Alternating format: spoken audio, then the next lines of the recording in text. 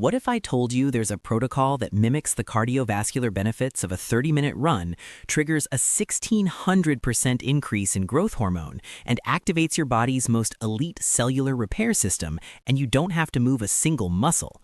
You'd probably call it impossible, but a landmark study from the University of Eastern Finland followed over 2,000 men for 20 years and found that those who used this protocol 4 to 7 times per week had a 40% lower risk of dying from any cause.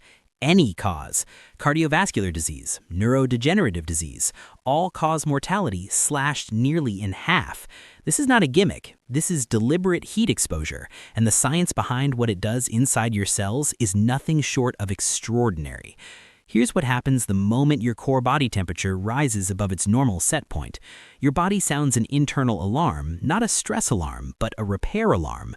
A groundbreaking study published in the Journal of Applied Physiology identified the key players that respond to this thermal challenge: heat shock proteins.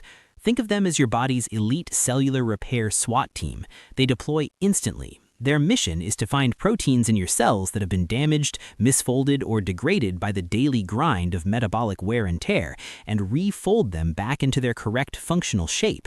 It's like pressure washing every piece of cellular infrastructure from the inside out. Most people have no idea this system even exists, and here's why that matters so much. Right now, inside your body, there are millions of damaged proteins gumming up your cellular machinery. They accumulate from oxidative stress, from poor sleep, from processed food, from environmental toxins, and when they pile up without being cleared, they contribute directly to inflammation, accelerated aging, and degenerative disease. Heat shock proteins are the cleanup crew your body built for exactly this purpose, but they only activate under thermal stress. If you never deliberately raise your core temperature, this entire repair system stays dormant. You're sitting on a biological superpower you've never switched on. Now here's where the growth hormone data gets absolutely wild, and this is the part that should make every person over 40 pay very close attention. A study published in the Journal of Clinical Endocrinology and Metabolism found that 2 20-minute sauna sessions at 100 degrees Celsius, separated by a 30-minute cooling period, increased growth hormone by 1,600%. Not 16%, 1,600. Growth hormone is the master rebuilding hormone. It drives muscle protein synthesis, accelerates fat metabolism, strengthens connective tissue, and improves skin elasticity.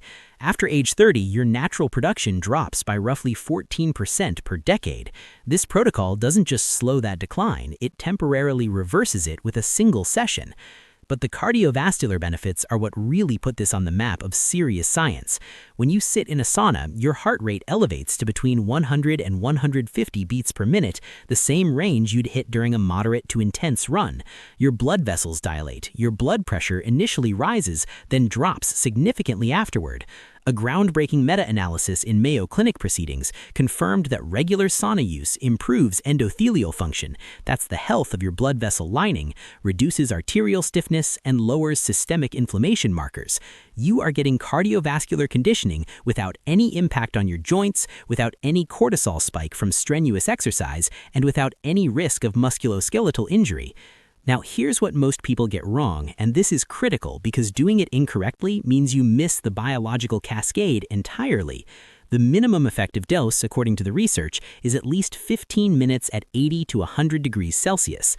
Below that threshold, your core temperature doesn't rise enough to trigger a meaningful heat shock protein response. The optimal protocol from the Finnish studies that produced the mortality data was 4 to 7 sessions per week at those temperatures, and the growth hormone spike specifically requires that you push to mild discomfort, that moment when your body is telling you it's hot and you want to get out. That discomfort is the signal that the thermal stress response has fully activated. Leave too early and you miss the window. There's one more piece most people never connect. Heat exposure also triggers a massive release of dynorphins, molecules that temporarily make you feel uncomfortable, but then upregulate your endorphin receptors afterward. This is why people feel euphoric after a sauna session.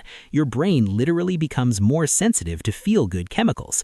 It's a natural rewiring of your pleasure and resilience pathways, and a study from the journal Biological Psychiatry linked regular heat exposure to significant reductions in symptoms of depression and anxiety. So let's put this together.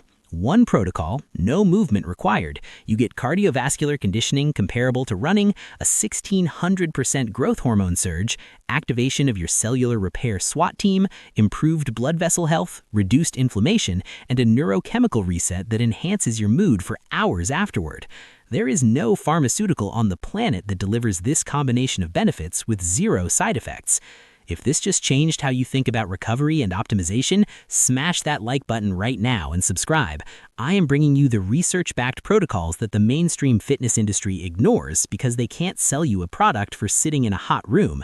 Share this with someone who thinks they need to destroy their joints to get healthy. Their body has a repair system they've never activated. The heat is the trigger. Your biology does the rest.